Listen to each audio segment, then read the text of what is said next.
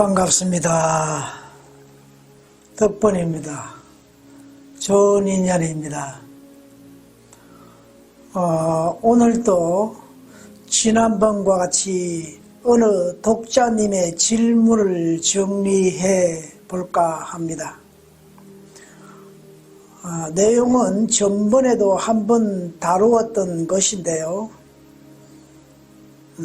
부부의 인연법을 살펴보고 자녀의 인연법을 알아보겠습니다.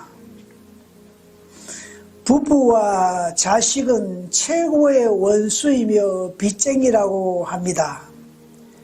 빚이라 함은 전생에 지은 악업이나 선업을 말하는데 현생에 살면서 부부와 자식 간으로서 서로 고통과 함께 갚아야 하는 원리입니다. 인간 영혼으로 오기 전 천상계에서 서로 부모와 자식은 합의하에 오게 됩니다. 영혼도 인간과 같습니다. 일방적으로 아무 부모에게나 오지 못합니다. 그것은 자유권 침해에 해당되기 때문입니다. 영혼은 물질이 없지만 인간과 똑같습니다. 반드시 합의를 거쳐 자식이 부모에게 오게 됩니다. 우리는 죄를 많이 짓게 되거나 남에게 해를 많이 끼치면 자손도 잘 풀리지 않는다고 합니다. 또한 선업을 많이 지어야 자손도 잘 된다고 합니다.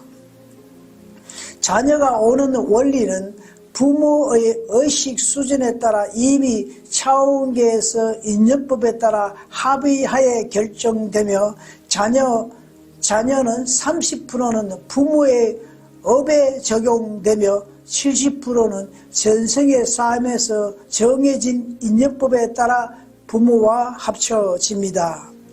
우주 만물은 3대 7의 법칙대로 돌아갑니다. 그러니까 부모의 카르마가 30%는 증가되어 자녀는 태어나게 된다는 겁니다.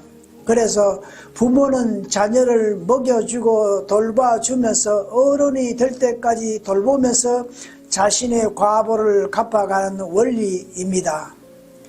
가령 어릴 때 고아원이나 다른 시설에 보내게 될 때도 있는데 그 부모는 그동안 고생으로서 카르마를 다 해소했기 때문에 자식을 보낼 수 있습니다. 반대로 자식이 불쌍하다고 끝까지 돌보는 것은 그만큼 부모의 업보가 크다는 원리입니다. 자식은 본인도 힘든 삶으로 자신의 전생의 과보를 치르며 부모는 돌보면서 자신의 과보를 갚는 기회를 자식이 부모에게 주는 겁니다. 그러니까 서로 인연법에 형성되어 부모와 자식은 서로 상생하면서 카르마를 해소하는 겁니다. 과거 며느리가 시어머니 똥오줌 받아가면서 섬겼는데 효녀 며느리라고 했습니다.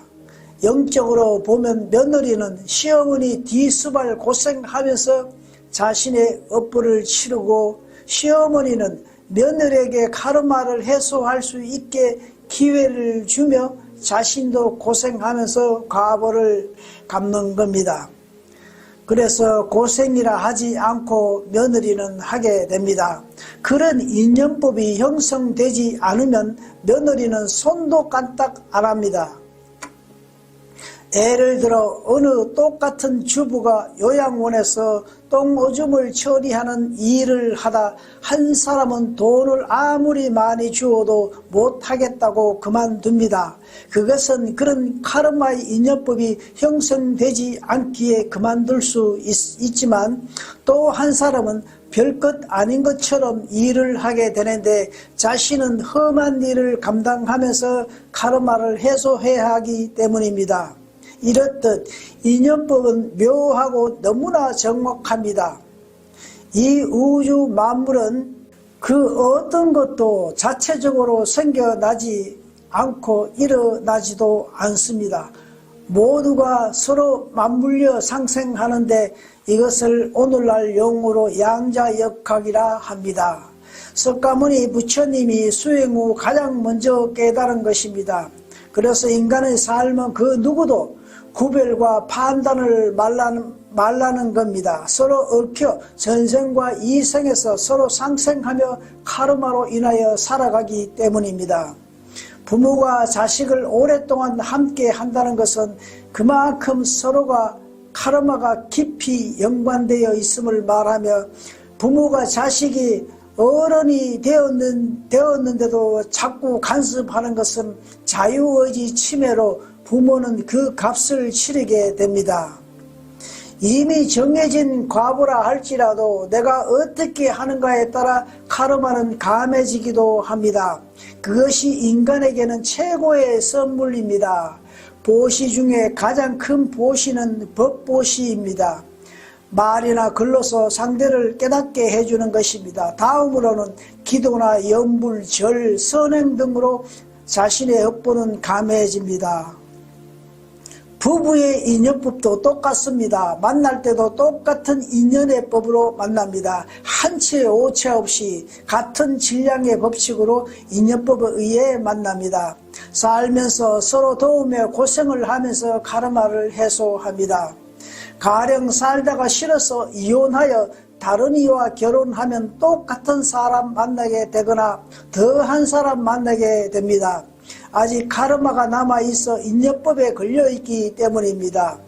서로를 위해 미워하지 않고 상대를 위해 합의하에 이혼하면 더 좋은 인연을 만날 수 있는데, 이것은 부부 카르마 인연법이 끝났기 때문입니다.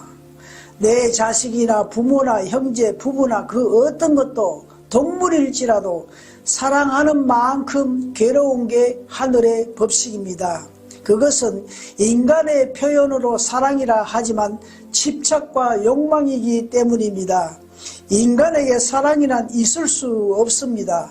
조건과 원인에 따라 항상 변하기 때문입니다. 모든 물질, 비물질은 조건과 원인에 의해 변해갑니다. 천지창조도 조건과 원인에 의해 창조되었듯이 인간도 조건과 원인에 의해 늘 변하게 됩니다. 단순 좋아하는 거지 사랑이 아니라는 겁니다. 죽기 전에 오랫동안 병환으로 고생하는 사람은 과보가 커서 다음 생에 짐을 고통으로 미리 이 생에서 덜어주는 역할도 하게 됩니다. 가끔 이혼하여 한쪽은 좋은 사람 만나 잘 사는데 다른 한쪽은 힘든 삶을 사는 것을 보게 되는데, 다음 생에는 반대로 나타낼 때가 있습니다. 인연법은 때에 따라 바로 나타나기도 하지만 늦게 나타나기도 하기에 인간으로서는 가름하기가 어렵습니다. 그래서 현재 힘들다고 후회할 것도 없고 지금 행복하다고 좋아할 것도 없습니다. 행복한 건 또 인연이 끝나면 반대로 나타날 수 있으며 모든 것은 인과의 법칙에 적용됩니다. 조건과 원인은 언제든지 변하기 때문입니다. 감사합니다. 덕분입니다.